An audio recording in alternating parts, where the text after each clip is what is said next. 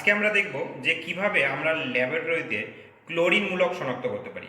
Chlorine মূলক মানে chlorine যে যৌগে রয়েছে, যেমন এইচসিএল এর শনাক্তকরণও আমরা একই পদ্ধতিতে করতে পারি।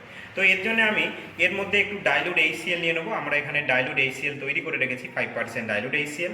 তো ডাইলুট এইচসিএল আমরা এর মধ্যে একটু নিয়ে নেব এবং এর মধ্যে আমরা কি অ্যাড করব, এর মধ্যে আমরা অ্যাড করব সিলভার নাইট্রেট সলিউশন। তো এখানে সিলভার নাইট্রেট সলিউশন নিয়ে নেওয়া হয়েছে এবং এই সিলভার নাইট্রেট সলিউশনের যদি আমরা 2 থেকে 3 ড্রপ এর মধ্যে দিয়ে দিই, তাহলে আমরা কি পরিবর্তন দেখব? হ্যাঁ, আমরা একটি সাদা অধক্ষেপ দেখব।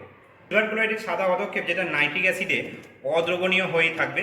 নাইট্রিক অ্যাসিড নিয়েছি, নাইট্রিক অ্যাসিডের মধ্যে আমরা দেখব যে এটা অদ্রবণীয় হয়েই থাকবে, অর্থাৎ প্রেসিপিটেট যেমন ছিল তেমনই থাকবে, দ্রবণীয় হবে না। কিন্তু যদি এর মধ্যে আমরা অ্যামোনিয়াম সলিউশন দিই, যেমন আমরা এখানে অ্যামোনিয়া সলিউশন নিয়েছি, অ্যামোনিয়া সলিউশন দিলে দেখবো যে এটা দ্রবণীয় হয়ে যাবে। এই যে দেখা যাচ্ছে আস্তে আস্তে এটা দ্রবণীয় হয়ে যাচ্ছে।